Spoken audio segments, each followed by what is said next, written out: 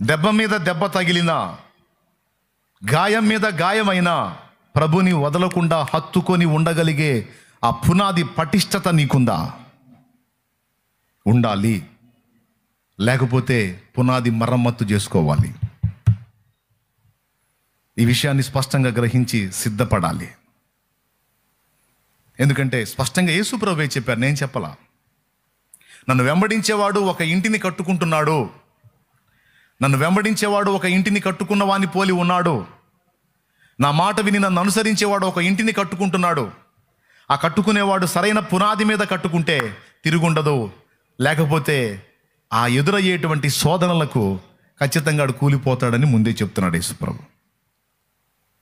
అంటే మీలో కొంతమందికి ఇప్పుడు భయం వచ్చేసింది, వామ్మ బాబోయ్ ఆల్రెడీ శోధనలు అల్లాడుతూ ఉన్నాం, మళ్ళీ యేసుప్రభుని నమ్ముకొని బాప్తీసం పొంది ప్రభు మార్గంలో వెళ్తే మళ్ళీ శోధనలు వస్తాయా అంటే,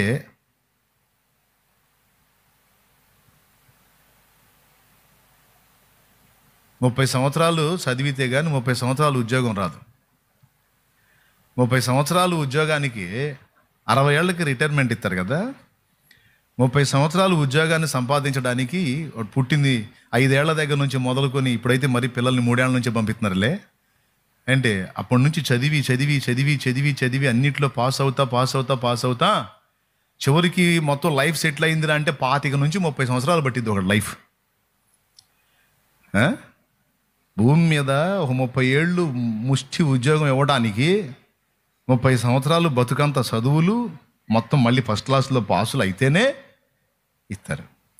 మరి పరలోక రాజ్యం, నిత్య స్వాస్థ్యం, నీతిమంతుల పట్టణం అదంతా స్వతంత్రించుకొని యుగయుగాల నిత్య జీవంలో నువ్వు చేరాలి అంటే పరిశోధనలొద్దు, పరీక్షలొద్దా? ఏమండి, బంగారం ధర ఎంత? బంగారం రేట్ ఎంత అండి ఇప్పుడు? ఎవరికి తెలుసు? మనమేం బంగారం కొంటున్నావా అంటారేమో. గ్రాములు, తులాలు, సెవరీ లెక్కలు ఉంటాయి కదా, అదేనా? నేను ఏదో ఒకటి తీసుకొచ్చి ఇతడి దానికి బంగారపు కోటింగ్ వేసి నీకు ఇస్తా, డబ్బులు ఇస్తావా నాకు? నువ్వు ఇస్తావా? ఒక 200 గ్రాముల బంగారాన్ని నీకు ఇస్తాను, ఏది కంచు తీసుకొచ్చి దాని మీద గోల్డ్ కోటింగ్ వేసి నీకు ఇస్తాను, తీసుకుంటావా? నువ్వు డబ్బు పెడతావా దానికి? నువ్వు దానికి వెల చెల్లించాలి అంటే, పెద్ద మొత్తంలో నువ్వు డబ్బు ఇవ్వాలి అంటే, 200 గ్రాములకు తగినంత ధనం నువ్వు ఇవ్వాలి అంటే ఫస్ట్ నువ్వేం చేస్తావు తెలుసా? నేను ఇవ్వగానే తీసుకొని వెంటనే పైసలు ఇచ్చేయవు నాకు, దాన్ని ముందు గోల్డ్ షాప్ కాడికి తీసుకెళ్ళి అక్కడ ద్రవరూపక అగ్ని, యాసిడ్ లేదా దాన్ని గీసి టెస్ట్ చేస్తారు.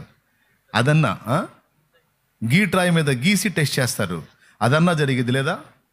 యాసిడ్ అన్న వేసి టెస్ట్ చేస్తారు. పైన యాసిడ్ పోసినప్పుడు ఏం జరిగిద్ది? ఆ బంగారపు కోటింగ్ అంతా పోయి అసలు సంగతి బయటకు వచ్చింది.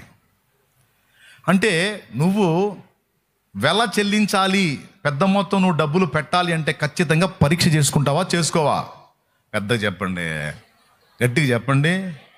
చేసుకోరా? చేసుకుంటారు, ఎవరైనా చేసుకుంటారు. దిమాగ్ బాగున్న వాళ్ళు అందరూ చేసుకుంటారు. దిమాగ్ పోయిన వాళ్ళే తీసుకొని డబ్బులు ఇస్తారు. భూమి మీద బంగారానికి నువ్వు ఒక అమౌంట్ చెల్లించాలంటేనే దాన్ని ఎన్నో పరీక్షలు చేసుకొని అటు తిప్పి చూసి ఇటు తిప్పి చూసి మళ్ళీ అక్కడ తీసుకెళ్ళి పరీక్షలు చేసి ఫైనల్ అయినాక కానీ డబ్బులు కట్టావు.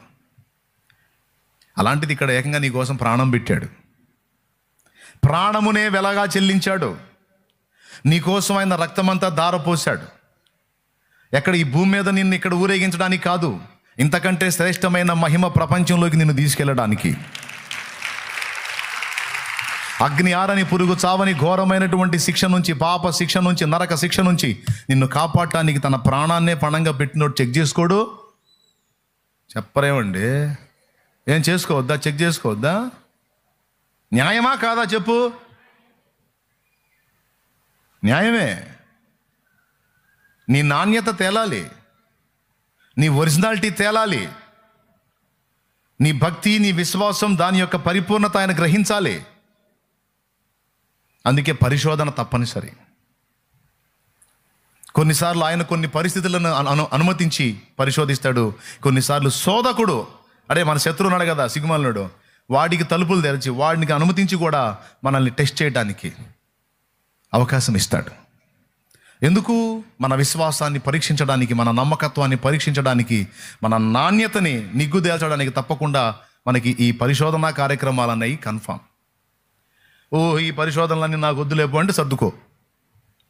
లోకంలో తిరుగు, ఇష్టం వచ్చినట్టు ఊరేగి, ఏ పరిశోధనలు ఉండో ఇష్టం వచ్చినట్టు తిను, తాగు, సావు. లేదు, జీవం గల దేవునితో నువ్వు యుగయుగాలు జీవితాన్ని అనుభవించాలి అంటే మాత్రం తప్పనిసరిగా ఆయనతో నడక మొదలు పెట్టినప్పుడు పరీక్షలు, పరిశోధనలు తప్పనిసరి. ఇలా అనగానే వచ్చి అన్ని చేతిలో పడిపోవు. కొంతమంది అలా ఫీల్ అవుతున్నారు, యేసు ప్రభువుని నమ్ముకుంటే ఏం లేదు, ఇలా అంటే చాలా అన్నీ వచ్చేస్తాయని. ఏంటొచ్చేది? కొన్నిసార్లు నీ అవసరతను బట్టి లేని నీకు ఇస్తాడు, కొన్నిసార్లు నీకు ఉన్నవి కూడా తీసేసి నిన్ను పరీక్షించే అవకాశం ఉంది. కొంతమందికి ఉన్నవి తీసేసి పరీక్షిస్తాడు, కొంతమందికి లేని ఇచ్చి పరీక్షిస్తాడు. కొంతమందికి అన్నీ ఉన్నప్పుడు విశ్వాసంలో ఉంటారు, అన్నీ తీసేసినప్పుడు యేసు ప్రభు లేదు, యేసు ప్రభు లేదు సర్దుకుంటారు. కొంతమంది కరువులో ఉన్నప్పుడు, కష్టాల్లో ఉన్నప్పుడు దేవుడిని బాగా హత్తుకుంటారు. కొంచెం సుఖానుభవం రాగానే, కొన్ని దేవుడు ఇవ్వగానే ఆటోమేటిక్గా దేవుడిని మర్చి లోకానుసారులు అయిపోతారు. అంటే గర్వం వచ్చేసిద్ది. దీన స్థితిలో ఉన్నప్పుడే వాళ్ళు దేవునికి నమ్మకంగా ఉంటారు. ఆశీర్వాదాన్ని దేవుడిచ్చి సంపన్నులుగా మార్చినప్పుడు వారు దేవునికి సమయం తగ్గించేసి లోకానికి ఎక్కువ పెట్టేసి చివరికి భ్రష్టులైపోయేటువంటి వ్యక్తులు కూడా కొంతమందిని చూస్తాం. సో కొంతమందికి ఉన్నవి తీసి చూస్తాడు, కొంతమందికి లేనివి ఇచ్చి పరీక్షిస్తాడు. అట్లాగా వాన ఖాయం, వరదలు ఖాయం, గాలి ఈడ్చి కొట్టేది కూడా ఖాయం, కన్ఫర్మ్.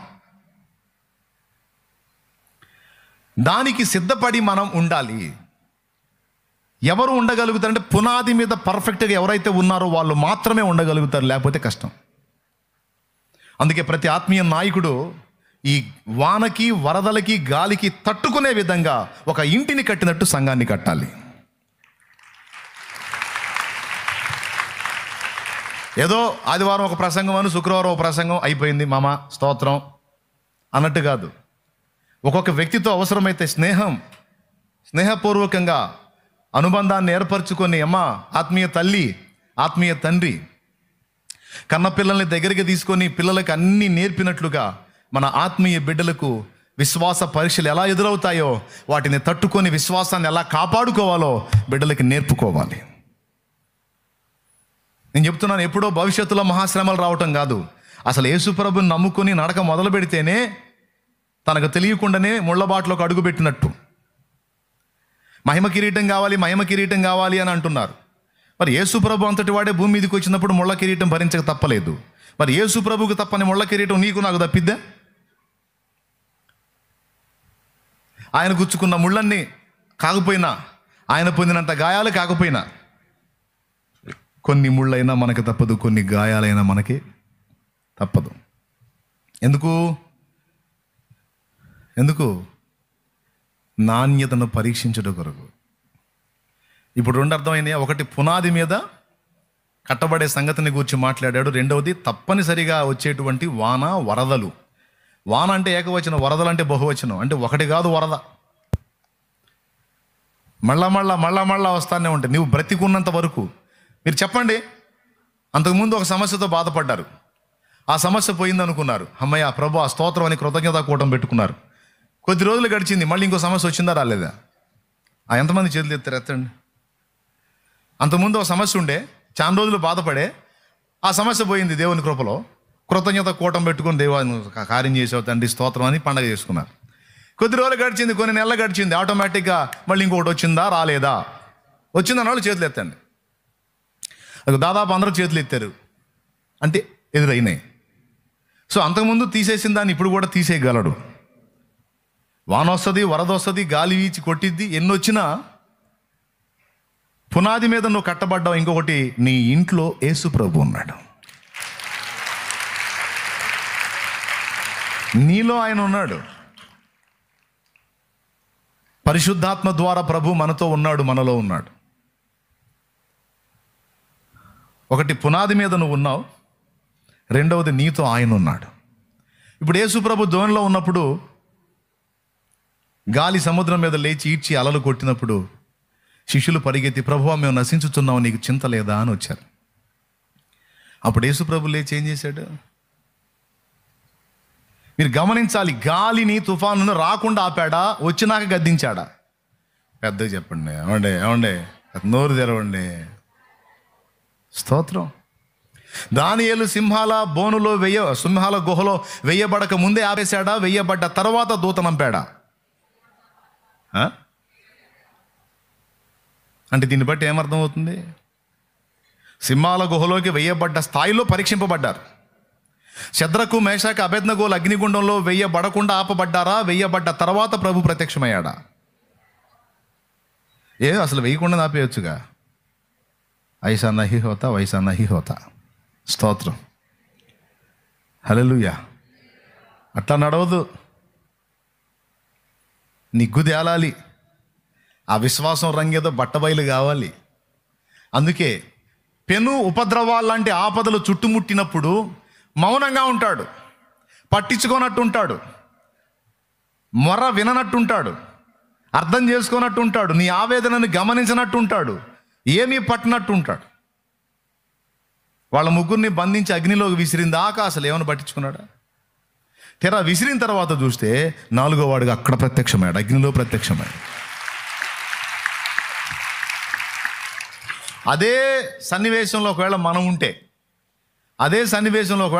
ఉంటే ఓయమ్మ ఎంత మొత్తుకుంటామో, ప్రభా ఎక్కడ నిద్రపోతున్నావు తండ్రి, ఈ దుర్మార్గులు నన్ను బంధించారు ప్రభా, మా ముగ్గురిని బంధించారు ప్రభా, అగ్నిలో అయిపోతున్నారు ప్రభా, 7 అంతల అగ్ని మండుతుంది ప్రభా, నువ్వు ఉన్నావని ధైర్యం చేసిన ఆయన పెద్ద పెద్ద మాటలు మాట్లాడాం ప్రభా, ఇప్పుడు మాకు మూడింది నాయన, ఏమైంది మా ప్రభా, నీ సహాయం ఏమైంది, నీ బలమైన బాహు ఏమైంది ప్రభా, అయ్యా తీసుకెళ్తున్నారు ప్రభు, అయ్యో అని గందరగోళం అయిపోయేది మన పరిస్థితి.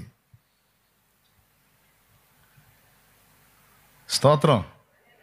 వాళ్ళు ఏం మాట్లాడలే, వాళ్ళు సీనియర్స్ కదా, వేసుకోండి. రాజు అయిన నెబుకద్నెజరు, వేడి మిగిలి అగ్నిగుండంలో నువ్వు మమ్మల్ని విసిరితే అందులోంచి మమ్మల్ని రక్షించడానికి మా దేవుడు సమర్థుడు, రక్షించకపోయినా పర్వాలా, వేసుకోవాలి. అంతేగాని నువ్వు చెప్పిన దానికి మాత్రం మేము మొక్కమండి, అది పట్టు.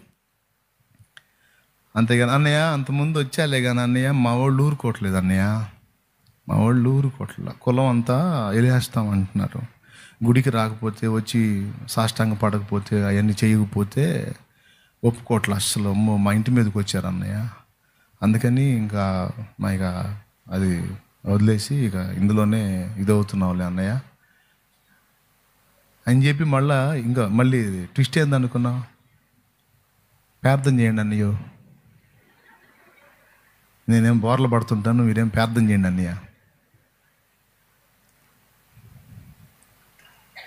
ఏం పునాది ఇది, ఏం విశ్వాసం ఇది? నాసిరకం విశ్వాసం, అది స్థిరం లేని విశ్వాసం, అటు ఇటు కాని విశ్వాసం. అందుకే ఇట్లాంటి రంగులన్నీ బయటపడాలిగా మరి, లేకపోతే వీళ్ళు కూడా ఈ అటు ఇటు కాని వాళ్ళు కూడా రేపు వచ్చి బహుమానం కాడ నిలబడరు,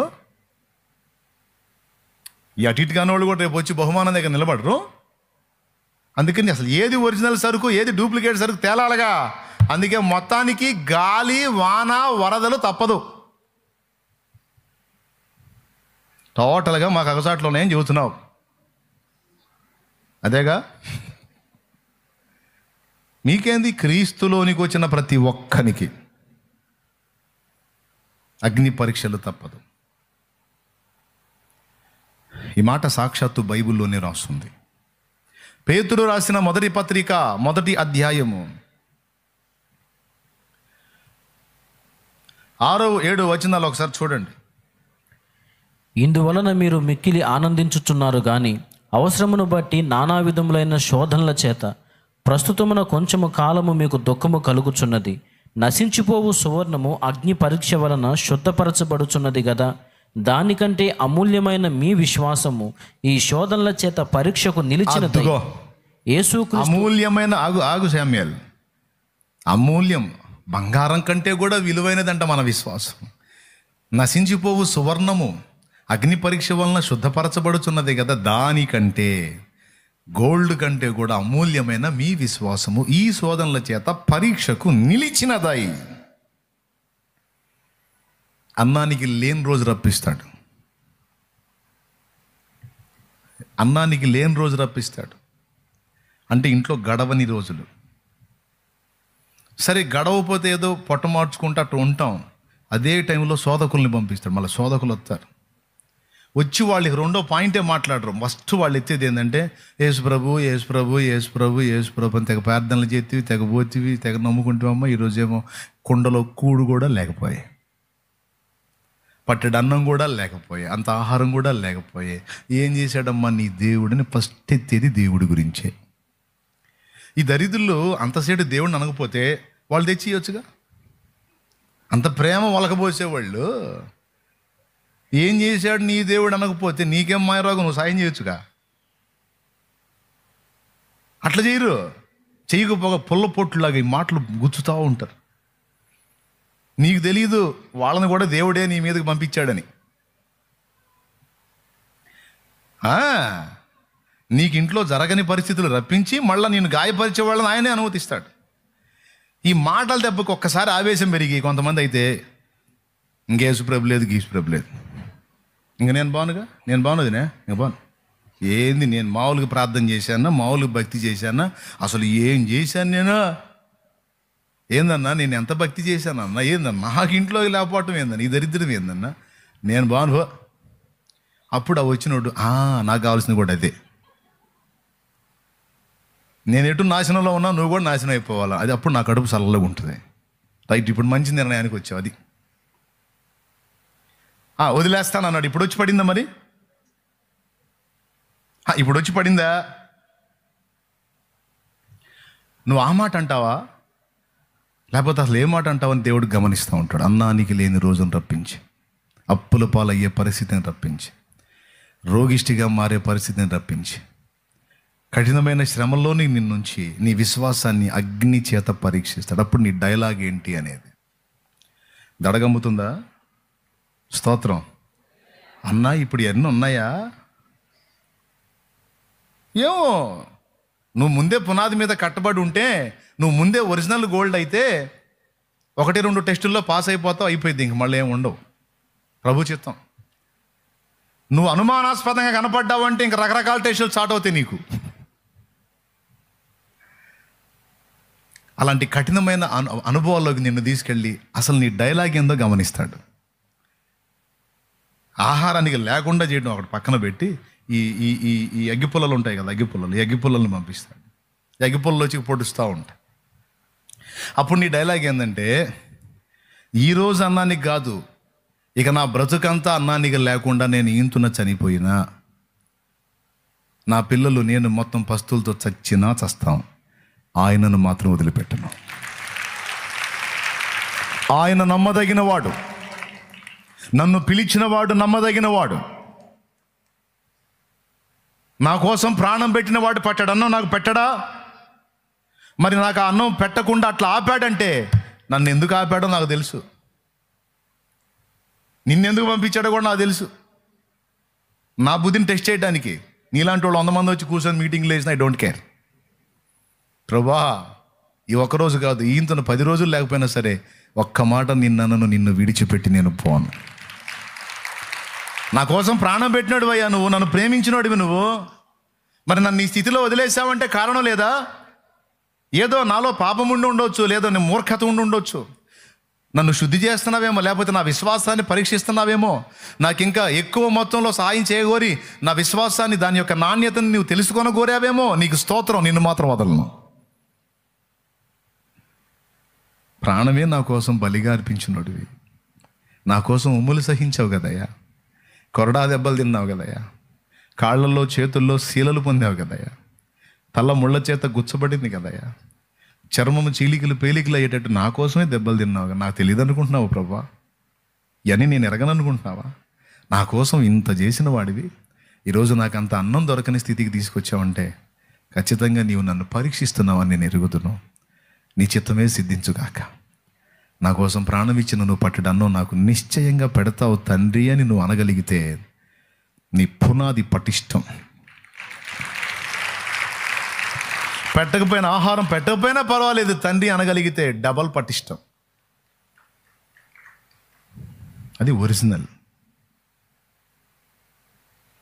నా జీవితంలో నేను అనుభవించాను అలాంటి అనుభవాలు. ఎదుర్కొన్నా. నన్ను అలాగా పూల మీద తీసుకుండాల దేవుడు. అలాంటి అనుభవాలన్నీ చూపించుకుంటానే సేవలో నన్ను తీసుకొచ్చాడు. ఒకరోజు జరగని రోజును కూడా నా జీవితంలో అనుమతించాడు, ఇంట్లో జరగని స్థితిని కూడా. కానీ విశ్వాసాన్ని కాపాడుకోవడానికి కృపనిచ్చాడు నా తండ్రి. నాకదే, నా కోసం ప్రాణం పెట్టినోడు, నన్ను ఇంతగా ప్రేమించినోడు, మహిమనే నా కోసం వదిలిపెట్టి భూమి మీదకి వచ్చి మట్టి మనిషి శరీరం ధరించి ఇంత త్యాగం చేసినోడు మరి నా ఇంట్లో లేదని సంగతి తెలియదా? తెలిసి ఎందుకు మౌనంగా ఉన్నాడు అంటే నాకేదో నేర్పుతున్నాడు, లేదా నా విశ్వాసాన్ని పరీక్షిస్తున్నాడు, లేదా ఆకలి పస్తులతో ఉంటే ఎలా ఉంటుందో ఆ బాధ నాకు నేర్పి రేపటి రోజున నేను దీవించబడ్డనాడు ఆకలి కొన్న మోకాలకు పట్టడి అన్నం పెట్టడానికి నన్ను ప్రోత్సహించడానికి నేర్పుతున్నాడు. అనుభవాల కోసం. నీలో మెతక కనపడితే నీకు పరీక్ష ఎదురైద్ది. ఒకటి. మరి నకిలీయో ఒరిజినల్ తేల్చుకోవాలి కదా. అలాగే నీలో అనుభవ పాఠం నేర్పడానికి కూడా కొన్ని పరీక్షలు ఎదురవుతాయి. వస్త్రహీనత అంటే ఏంటో నాకు తెలిస్తే, నేను ఆశీర్వదించబడిన నాడు వస్త్రహీనుడు నా కంటపడితే 2 వస్త్రాలు ఇవ్వడానికి నాకు మనసు వచ్చింది. వస్త్రహీనత అనేదే నాకు తెలియకపోతే మరి వస్త్రహీనుడు నా కంటపడ్డప్పుడు నేను ఎలా దానం చేయగలుగుతాను? ఏమయ్యా, ఆకలితో పస్తులుంటాం అనే అనుభవం, కన్న పిల్లలకు కూడా అంత అన్నం లేని పరిస్థితిని నేను అనుభవించకపోతే రేపు ఆకలి కొన్న కుటుంబానికి నేను ఎట్లా సాయం చేయగలుగుతాను? మరి ఇప్పుడు నాకు అనుభవం కావాలిగా. నిందల పాలై వేదన పడుతున్న వాళ్ళని ఓదార్చాలంటే కాస్తైనా నిందలు మోసిన అనుభవం నాకు లేకపోతే, నింద అంటే ఏంటి? చెయ్యనిది నెత్తి మీద పట్టం. నిందలు పొందిన అనుభవం అనేది నాకు లేకపోతే నేను ఎలాగ నిందించబడ్డ వాళ్ళని ఓదారుస్తాను? కాబట్టి అనుభవాల పాఠం కోసం కొన్నిసార్లు కొన్ని శ్రమలను దేవుడు అనుమతించవచ్చు. విశ్వాస పరీక్ష, నీ విశ్వాసం, నీ పునాది యొక్క నాణ్యత తెలుసుకోవడానికి కూడా కొన్ని పరీక్షలను దేవుడు అనుమతించవచ్చు. అలాంటి పరీక్షలు నీకు ఎదురైనప్పుడు విశ్వాసంలో నిలిచి ఉంటావా, సర్దుకుంటావా అనేది నీకు నువ్వు వేసుకోవాల్సిన ప్రశ్న. నీ మనసుకు నువ్వే చెప్పుకోవాల్సిన జవాబు. ఏం చెప్పుకుంటావో నీ ఇష్టం, ఎలా సిద్ధపడి వస్తున్నావో నీ ఇష్టం. ఏదో నలుగురు కలిసిపోతున్నారు, నేను కూడా గుంపులో గ్లోరీ అన్నట్టు పోయి మునుగుదాం అనుకుంటున్నావేమో. అది కరెక్ట్ కాదు. మునిగినా ఒట్టిది అయిద్ది. చెప్పండి, గాలి ఖాయమా కాదా? ఆ ఊపే తల్లది కాస్త గట్టిగా ఊపండి. ఏ ఊపిరి లేనట్టు ఏందండి మీరా? ఎటు కూడా నోటితో మాట్లాడట్లేదు, తల ఇట్ట అంటున్నారు. ఇట్ట అన్నది కాస్త గట్టిగా ఊపండి. గాలి ఖాయమా కాదా? వానలు ఖాయమా కాదా? వరదలు ఖాయమా కాదా? ఏ కారణాల చేత? అనుభవ పాఠం కోసం రావచ్చు, లేదా విశ్వాస పరీక్ష కోసం.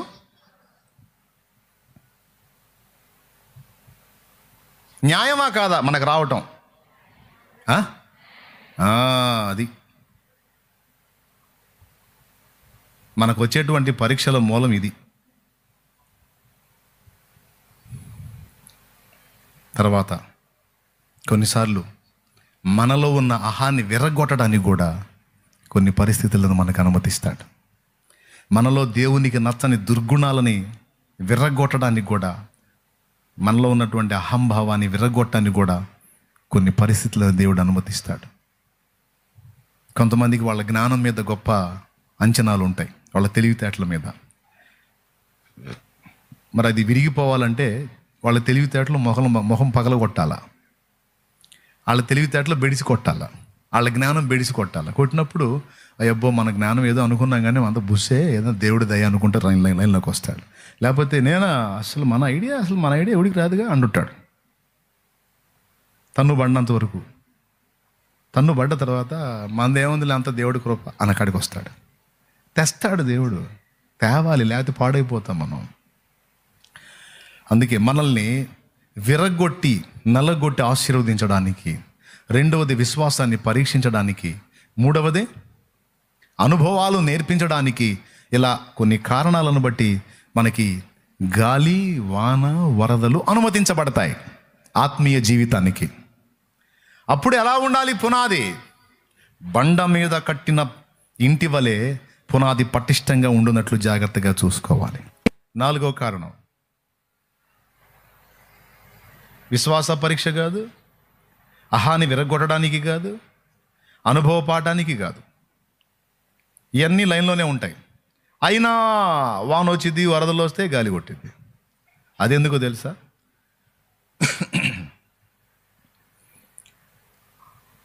ప్రతికూల పరిస్థితులలో సైతము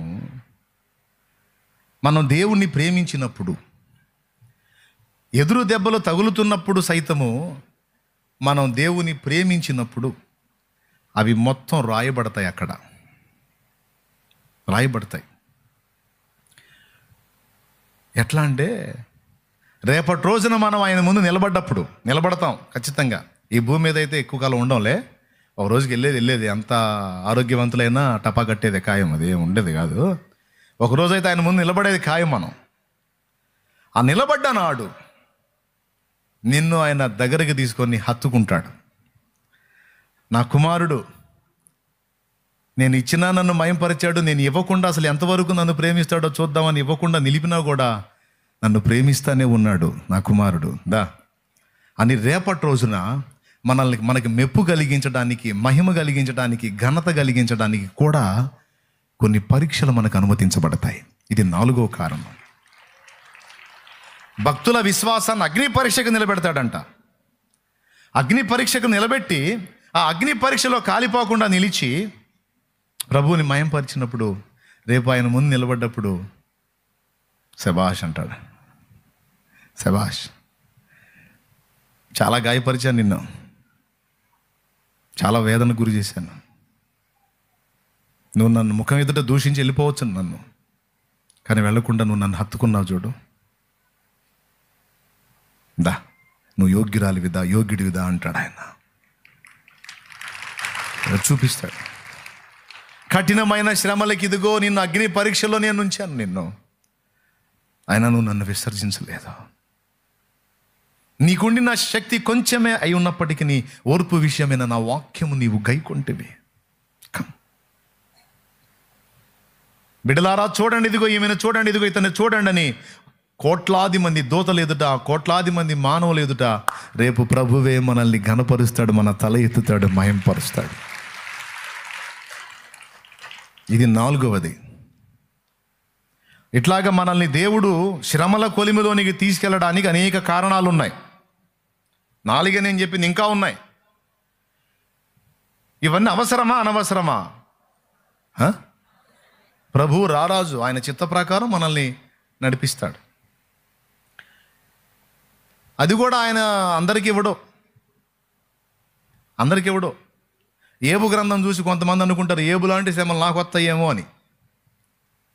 ఏబు గ్రంథం చూసి అందరూ అనుకుంటారు వామ్మో ఏబు లాంటి శ్రమలు నాకు వస్తాయేమో అని. నీకు అంత సీన్ లేదని ఏసైకి తెలుసు. అర్థమైందా? ఏబుకి వచ్చిన అన్ని రకాల శ్రమల్లో ఒక రకం వచ్చినా నీ విశ్వాసం అడ్రస్ ఉంటుందని తెలుసు. అందుకే నువ్వు మోయగలిగిన దానికంటే ఎక్కువ భారం నీ మీద పెట్టను అన్నాడు అక్కడ. 1 కొరింథీ పత్రిక 10వ అధ్యాయం, 1 కొరింథీ పత్రిక 10వ అధ్యాయం 11, 12 వచనాలు చూడు. ఈ సంగతులు దృష్టాంతములుగా వారికి సంభవించి 12 చదువు. 13వ సాధారణముగా మనుషులకు కలుగు శోధన తప్ప మరి ఏదియూ మీకు సంభవింపలేదు. దేవుడు నమ్మదగిన వాడు, మీరు సహింపగలిగినంత కంటే ఎక్కువగా ఆయన మిమ్మును శోధింపబడనీయడు. అక్కడ అంటే నీకు ఎంత సరుకు ఉందో తెలుసు ఆయనకి, నీ ఓపిక పర్సెంటేజ్ ఎంతో తెలుసు. కొంతమంది ఏదో ఒక చిన్న శ్రమ ఎదుర్కొని ఏబు పడ్డట్టు పడతాను అన్నయ్య నేను కష్టాలు అంటారు. ఎవరు? ఇంక బైబుల్ ఇంకెవరు కాదు, మళ్ళీ ఏ పడ్డట్టు పడుతున్నాను అన్నయ్య. అమ్మ ఏబంత వెయిట్ నువ్వు మొయ్యలేవులే, అందులో 1% 2% వచ్చింది నీకు, అంతేగాని అది 100% అమ్మా నువ్వు మొయ్యలేవు అంత నేను చెబుతాను, నీ మొహం మీద చెబుతాను. ఏబుతో పోల్చుకోవాలేమ్మా నీకు అంత లేదని. 1-2%, 1-2% వస్తేనే నువ్వు గందరగోళం అయిపోయి ఏడిసి సీదేసి గందరగోళం చేస్తున్నావు, సీదర చేస్తున్నావు. ఏబుకి వచ్చినాయి అని నీకు వచ్చి అడ్రస్ కూడా దొరకవు నువ్వు. ఇంక యేసుప్రభు అంటే అందరిని కొడతావు నువ్వు. ఇక దానికి ఒక అంతస్తు కావాలి. కొంతమంది హతసాక్షి అవుతానేమో తెగ భయపడిపోతూ ఉంటారు. బాబా అంత సీన్ లేదు నీకు. దానికి ఒక అర్హత కావాలి, దానికి ఒక యోగ్యత కావాలి, అదొక ధన్యత. అది అందరికీ ఎందుకు దొరికింది? అమ్మో నన్ను కూడా హతసాక్ష్యం చేస్తారేమో, రేపు అంత్యబద్ధ క్రీస్తు పాలన నేను కూడా పోతానేమో, అమ్మో ఎట్ట చంపుతారో ఏం పాడో, యేసుప్రభుని నమ్ముకుంటే ఏందో ఇది ఎన్ని భయాలు చెబుతూ ఉంటారు అని కొంతమంది పండుగను కూడా ఆలోచిస్తుంటారు, హతసాక్షి అవుతానే. నేను అంటాను నీకు అంత సీన్ లేదని, అంత లేదు నీకు ఎంత వెయిట్ మొయ్యగలవో అసలు నీ సరుకు ఎంతో ఆయనకు తెలుసు. సాధారణముగా మనుషులకు కలుగు శోధన తప్ప ఏదియూ మీకు సంభవింపలేదు. నీవు సహింపగలుగున్న దానికంటే ఎక్కువగా ఆయన నిన్ను శోధింపబడనీయడు. చూడండి, మీరు సహింపగలిగినంత కంటే ఎక్కువగా ఆయన మిమ్మును శోధింపబడనీయడు. ఈరోజు ఎంతమంది ఎన్ని రకాల శోధనలో ఉన్నారో ఒక మాట చెప్తున్నాను, ఆ వెయిట్ మీరు మొయ్యగలరు గనక మీ మీద పెట్టాడు. ఇప్పుడు నా మీద పెద్ద బాధ్యత ఉందండి, నా మీద వేలాది మంది లక్షలాది మంది బాధ్యత నా భుజాల మీద ఉంది. ఈ బరువు అందరి మీద లేదు. మళ్ళీ నేను అనుకుంటాను వాళ్ళందరూ ఫ్రీగా ఉందా, నా నెత్తిన ప్రభు ఎంత బరువు వేసావు, ఎట్లా మోయగలంటే సోజేవాగరే నువ్వు మొత్తం నాకు తెలుసు, నీ సరుకు నాకు తెలుసు, నువ్వు నోరు మూసుకొని పద అంట. నువ్వు ఎంత మోయగలవో నాకు తెలుసు, అందుకే అంత భారం పెట్టాను. నువ్వు నడుస్తావు పద, నేను నాకు శక్తిని ఇచ్చాను నీకు. మోషే అన్నాడు, వీళ్ళందరినీ నేనే కన్నానా, నీ రొమ్మున వారిని మోసుకొని రమ్మని మాట్లాడుతున్నావు, నా వల్ల కాదన్నాడు. వల్ల కాదేంది, అప్పటికి చాలా దూరం నడిపించావుగా. ఎలా నడిపించావు? బొమ్మనట్ల నిలబెట్టాడు మోషేని. శక్తి అంతా దేవుడిదే, శక్తి అంతా దేవుడిదే. ఆ రహస్యాన్ని ఈయన ఈ మాట అన్నాక బయలుపరిచాడు దేవుడు. సరే, నేను ఒంటిగా ఈ భారాన్ని భరింపలేనన్నావు గనుక ఇశ్రాయేల్లో 70 మంది పెద్దలను ఏర్పరచు, నీ మీదున్న ఆత్మలో వారికి పాలు నియమిస్తానన్నాడు. అంటే దాని అర్థమైంది, నువ్వు సొంతంగా మొయ్యట్లేదు మోషే, నీ మీద నా ఆత్మశక్తి పనిచేస్తుంది, అందువల్ల నువ్వు ఇంతమందికి ఆన్సర్ చేయగలిగావు. అంటే నేను ఎంత మోయగలనో దేవుడికి తెలుసు, తమ్ముళ్ళు ఎంత మోయగలరో దేవుడికి. నా వెయిట్ వాళ్ళ మీద వేస్తే వాళ్ళు ఉంటారో ఓడతారో కూడా దేవుడికి తెలుసు. అలాగే మా మీద వేసిన బరువు మీ మీద వేస్తే ఉంటారో ఓడతారో దేవుడికి తెలుసు. అందుకే ఎవ్వరు ఎంత మోయగలరో అంత భారాన్ని దేవుడు వారి మీద పెడతాడు. అందరికీ ఒకే భారం మోపబడదు. శోధనలైనా, పరీక్షలైనా, శ్రమలైనా, పరిచర్య అయినా అంతే. మోయగలిగిన దానికంటే ఎక్కువ మోపడాయన. అందుకే ఎవరు ఎక్కువ ఫీల్ అవ్వద్దు. హతసాక్షిని అవుతానేమో అంటే నీకంతా ఏమో, నువ్వు ఒకవేళ అంతటి మెట్టుకుంటే అప్పుడు ఆలోచించవచ్చు, కానీ మరి నువ్వు అంతటి మెట్టుకున్నావా? యేసుప్రభు కావాలా, ప్రాణం కావాలంటే యేసుప్రభు ఏమన్నా ఆ శాలేమన్నా కూటం పెడితే పోయి కూర్చున్నాను, కానీ అసలు నాకేం తెలియదు, నాకు యేసుప్రభు వద్దే, నన్ను వదిలిపెట్టి మీ దండం పెడతా పోతాను బాబా అనే రకాలు అయితే నువ్వు, నీకు అసలు ఆ పరిస్థితి ఎదురుగా నీడు. ఒకవేళ అలా కాకుండా అవును ప్రాణం అవసరంలా, నాకు యేసుప్రభు కావాలి, నువ్వు చంపినా నన్ను నా ప్రభు తిరిగి లేపగలడు అనే పట్టు నీలో ఉంటే, ఆ అభిషేకం నీ మీద ఉంటే, ఆ శక్తి నీకు దేవుడు ఇచ్చి ఉంటే, అప్పుడు నిన్ను దానికి అనుమతిస్తాడు. అది అందరికీ వచ్చేది కాదు. అలాగే ఏవుకు వచ్చిన సమస్యలు కూడా అందరికీ రావు. అలాగే పౌలుకు వచ్చిన అనుభవాలు అందరికీ రావు. నీ అంతస్తు నీదే, నా అంతస్తు నాదే. పౌలు అంతస్తు పౌలుది, ఏబు అంతస్తు ఏబుది, యేసయ్య అంతస్తు యేసయ్యది. అయితే ఒకటి కన్ఫామ్, మీరు సహించగలిగినంత మాత్రం మీకు అనుమతించబడింది. అదైతే ఖాయం. ఇంతవరకు ఎంతమందికి అర్థమైంది? టోటల్గా ఏమర్థమైంది? అదే ఇప్పుడు నువ్వు చెప్పింది అర్థమైంది. నేనేం చెప్పాను అదే మేము విన్నది చెప్పావు అంటారా, లేకపోతే తెలుసుకున్నారా? పునాది పటిష్టంగా లేకపోతే ఇల్లు కూలినట్లే, పునాది పర్ఫెక్ట్గా లేకపోతే విశ్వాసం కూడా బద్దలైపోయి వెళ్ళి లోకంలో కలుస్తారు. అలాంటి చెంచల మనస్కులు, అస్థిరులు, పునాది సరిగా ఏర్పరచుకొని వాళ్ళు ఎవరైనా ఉంటే ముందే చెప్తున్నారు, సర్దుకోండి. లేదన్నయ్య, చావైనా బ్రతుకైనా నా ప్రభువే, నన్ను ప్రేమించి నా కోసం ప్రాణం పెట్టిన నా ప్రభువుని ఊపిరి ఉన్నంత వరకు నేను వదిలిపెట్టను అనే తీర్మానం, ఆ దమ్ము, ఆ పట్టుదల, ఆ పటిష్టమైన పునాది నీకుంటే రా, లైన్లోకి రా. ఈరోజు నీకు బాప్తిసం ఇస్తాను, నేను సంతోషంగా ఇస్తా, ఆనందంగా ఇస్తా. ఓకేనా? రైట్. ఎవరు ప్రోత్సహించినా ప్రోత్సహించకపోయినా, ఎవరు ఏ విధంగా ఆదరించినా ఆదరించకపోయినా, నేను సింగిల్గానైనా సరే నా భక్తిని నేను కొనసాగించుకోగలను. దేవుని వాక్యం చేతబట్టుకొని నేను విశ్వాసంలో నిలబడగలను. ఇక రెండవ దానికి నా హృదయంలో కూడా స్థానం ఇవ్వను. కలలో కూడా నేను ఒప్పుకోను. నా కలలో కూడా నా ప్రభువే రావాలి, అంతేగాని అన్య మార్గం వైపుకి నేను తిరగననే తీర్మానం నీ దగ్గర ఉంటే రా లైన్లోకి. అలాంటి తీర్మానం నీకు లేకపోతే సర్దుకో, ఇప్పుడే సర్దుకో. లేదన్నా నేను అలాంటి తీర్మానంతోనే వచ్చానంటే సంతోషంగా బాప్తిసం ఇస్తా. ఆమెన్, హల్లెలూయా. రెండవది, సంఘ నిర్మాణం జరిగించేటువంటి దైవజనమా, సంఘానికి ఏ విధమైన పునాదులు వేస్తున్నారో జాగ్రత్త పడాలి. సత్య సంబంధమైన పునాది వేయాలి. ఏ పునాది? జాన్ పాల్ ఎక్కడున్నాడు? జాన్ పాల్ వచ్చాడు ఎలా? రైట్. 2 రకాల పునాదులు చెప్పి, ఒకటి విశ్వాసి తాను కలిగి ఉండవలసినటువంటి పునాది. దేన్ని ఆధారం చేసుకోవాలి? అద్భుతాలు చేయిస్తేనా యేసు ప్రభు, లేకపోతే ఇంక లేదా? అద్భుతాలు జరిగినా జరగకపోయినా, సూచక్రియలు జరిగినా జరగకపోయినా, భూమి మీద సమస్యలు తీర్చినా, సౌండ్ రావట్లా, అంత సర్దుకునేటట్టున్నారు మీరు అందరూ.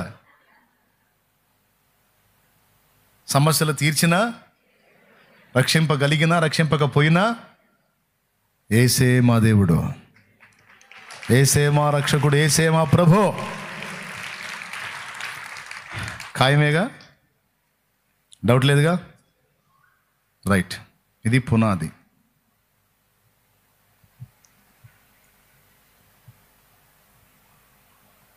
కొంతమంది పునాది ఇలా లేదు. అవకాశవాదంగా గోడ మీద పిల్లి వాటంగా ఉంది. పనులు అయితే ఇటు దూకుదాం, పనులు కాకపోతే అటు దూకుదాం అని గోడ మీద ఉన్న పిల్లిలాగా, అది ఎటు దూకిద్దో ఎవడికి తెలియదు అన్నట్టు. అంతే, మీకు తెలుసా? అటు దూకిద్దో ఇటు దూకిద్దో ఎవడికి తెలియదు. దానికి ఎటు వాటంగా ఉండి అటు దూకిద్ది అన్నట్టు. గోడ మీద పిల్లులు కొంతమంది ఉన్నారు, పిల్లి సరుకు. ఆ టైప్ వాళ్ళు ఎవరన్నా ఉంటే సర్దుకోండి ఇప్పుడే. యేసు ప్రభుతో జీవితం విలాసవంతం, భోగవంతం, సుఖవంతం అని నేను చెప్పను. పరీక్షలు ఉంటాయి, పోరాటాలు ఉంటాయి. అయితే ఒకటి మాత్రం ఖాయం, నువ్వు పునాది మీద కట్టబడ్డావు. రెండవది, నీతో ఆయన ఉంటాడు. ఆయన ఉంటాడు, ఒంటరిగా మాత్రం వదిలేడు. అగ్నిలోకి పోయేదే కానీ నీతో పాటు యేసయ్య ఉంటాడు. అప్పుడు ఇంక నీకు భయం ఏంది? ఓ భక్తుడు అన్నాడు, దేవా నీవు నన్ను ఎక్కడికి పంపినను నేను పోయేదను, అయితే ఒక్క షరతు. ఏమిటి కుమారుడా? నాతో నువ్వు ఉండాలి. నువ్వు అగ్నిలోకి పంపినా నేను పోతా, అయితే ఒక్క షరతు ఏంటంటే నాతో నువ్వు ఉండు, నేను ఎక్కడికైనా పోతా. నీతో ప్రభు ఉంటాడు. ఏమంటే లోకంలో ఉన్నప్పుడు మనం సుఖంగా బతికామా? అదే ఎగసాట్లు మరి జీవితమేగా. ఇప్పుడు క్రీస్తులోకి వచ్చినా ఒకవేళ శ్రమల పాలైతే ఇప్పుడు ఒక భరోసా ఉంది, ఏంటంటే నీతో ఆయన ఉంటాడు. ఆయన ఉంటే ఇంకేం అగ్నిగుండమైన ఆహ్లాదంగా ఉంటుంది. ఈ రోజు వరకు మరి ఎన్నో శ్రమలు ఎదురైనా కూడా ఇలా ఆనందంగా, సంతోషంగా, నవ్వుతా, కదిలిస్తా, అనేక మందిని ప్రభు కొరకు కదిలిస్తా, ఇలాగా సంతోషంగా నా మనుగడ సాగుతుందంటే కారణం ఏంటో తెలుసా? నాతో ఆయన ఉన్నాడు. లేకపోతే నేను ఏడిసి మిమ్మల్ని ఏడిపించేవాడిని, మొత్తం కలిసి కూర్చొని ఏడిచేవాళ్ళం. ఈ సంతోషం నా జీవితంలో ఎట్లా ఉండేది? మీరు అనుభవించిన వాటికంటే ఎక్కువైనవేవో ఎన్నో నాకు వచ్చినాయి. కానీ ఎన్నొచ్చినా నా ధైర్యం ఒకటే, నన్ను ప్రేమించే ప్రభు నాకు తోడై ఉన్నాడు. అన్నిటి నుంచి ఆయనే నన్ను విడిపిస్తాడు, కాపాడుతాడు. నాకు భరోసా ఉంది. అదే భరోసా నీకుంటే అదే సంతోషం, అదే స్థిరమైన పునాది. ప్రభా ఎలాంటి అగ్నికైనా నేను సిద్ధం, కానీ నాతో నువ్వు ఉంటావు, అంతే. ఈరోజు మీలో ఇబ్బంది బాగా, కనీసం ఆర్థిక ఇబ్బందులతో నలిగిపోతున్న వాళ్ళు ఎంతమంది ఉన్నారో చేతులు ఎత్తండి. ఇంట్లో కష్టంగా ఉన్న పరిస్థితుల్లో ఉన్నవాళ్ళు, అప్పుల పాలైపోయి ఉన్నవాళ్ళు చేతులు ఎత్తండి. ఇట్లా కదిలించండి. రైట్. మరి మీకు కోపం రావట్లేదా దేవుని మీద? ఏమండి లైవ్లో ఉన్నవాళ్ళు చెప్పండి, మీరు జూమ్లో కనపడుతున్న వాళ్ళు చాలామంది కనపడుతున్నారు, ఎందుకు పాపం? ఏమంటే మీకు కోపం రాలేదా? అప్పులను బట్టి, ఇబ్బందులను బట్టి, సమస్యలను బట్టి, అనుకున్న ప్రయత్నాలు విఫలమయ్యే దాన్ని బట్టి మీకు కోపం రావట్లేదా? చిరాకు రావట్లేదా? ఏం చేశాడు నాకు దేవుడు అనాలనిపించట్లేదా? అనిపించలేదు అంటే చేతులు అడ్డంగా ఓపెన్ లేదా అట్ట అనిపించలేదు మాకని. దేవునికి స్తోత్రం కలుగును గాక. ఎందుకు అనిపించలేదు? ఎందుకు అనిపించలేదంటే ఒక్కటే కారణం, ఆయన నన్ను ప్రేమించినవాడు, నా కోసం ప్రాణం పెట్టినవాడు. ఆయనకు తెలియకుండా ఈ పరిస్థితులు నాకు వచ్చినాయా? తెలియకుండా వచ్చినాయా? తెలిసే వచ్చినాయి.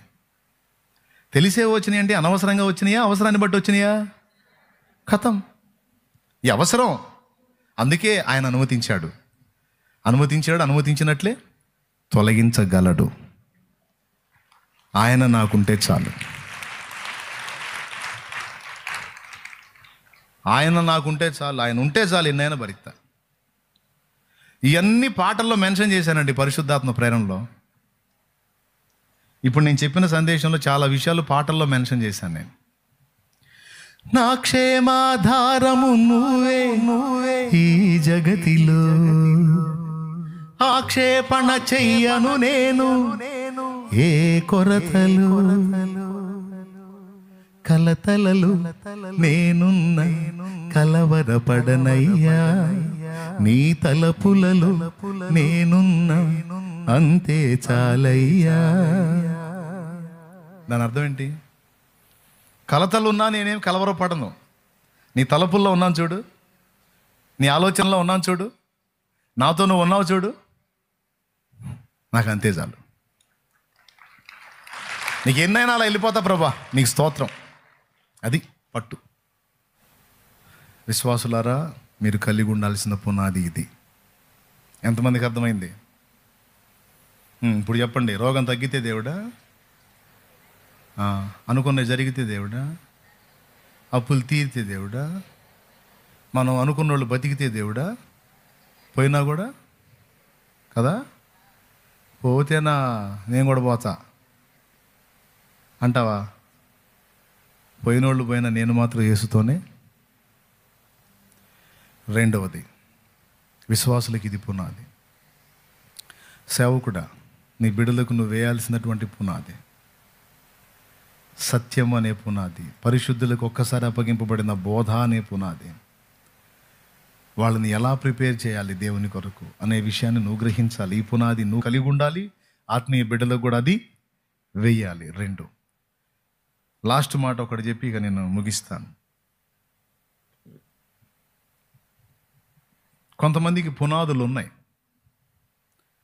మేము కూడా పునాదుల మీదే కట్టబడ్డాము అని అనుకుంటున్నారు, కానీ తేడా పునాదులు ఉన్నాయి కొంతమందికి. ఇది సీనియర్స్కి చెప్తున్నాను నేను. ఈరోజు బాప్తీసం పొందడానికి వచ్చే జూనియర్స్కే కాదు, సీనియర్స్కి చెప్తున్నాను. కొంతమందికి పునాదులు వేయబడ్డాయి, కానీ నకిలీ పునాదులు వేయబడ్డాయి. అవి వెలుచూపులకి పటిష్టమైన పునాదుల్లో బిల్డప్ కనపడుతున్నాయి, కానీ తేడా పునాదులు. అందులో కొన్ని రకాల సిద్ధాంత వైరుధ్యాలు. ఏమండి, వాళ్ళు అనుకుంటున్నారు, దుర్బోధలో ఉండి కూడా ఏమనుకుంటున్నారు తెలుసా, మేము మంచి పునాది మీద ఉన్నాం అనుకుంటున్నారు. వాళ్ళు తప్పుడు బోధలో ఉన్నారన్న సంగతి వాళ్ళకి తెలియదు. మేము అద్భుతమైన పునాది మీద ఉన్నాం, మిగిలిన వాళ్ళందరూ తేడా పునాదుల మీద ఉన్నారని అని అనుకుంటున్నారు. కానీ వాళ్ళు వేసుకున్న పునాది సరైందిగా లేదు. వాళ్ళకు వేయబడిన పునాది కూడా సరైందిగా లేదు. కానీ ఏం చేద్దాం, వీళ్ళు పరిశోధించరు బైబిల్ని, వీళ్ళు ధ్యానించరు, వీళ్ళు గమనించరు. వీళ్ళు వాళ్ళకి వేయబడ్డ పునాదులనే పట్టుకుని ఊగులాడుతున్నారు, కానీ కొంచెం ఆ ప్రాకారం నుంచి బయటకు వచ్చి బైబిల్ని వ్యక్తిగతంగా ధ్యానించిన అనుభవాలు అయితే వీళ్ళకుండవు.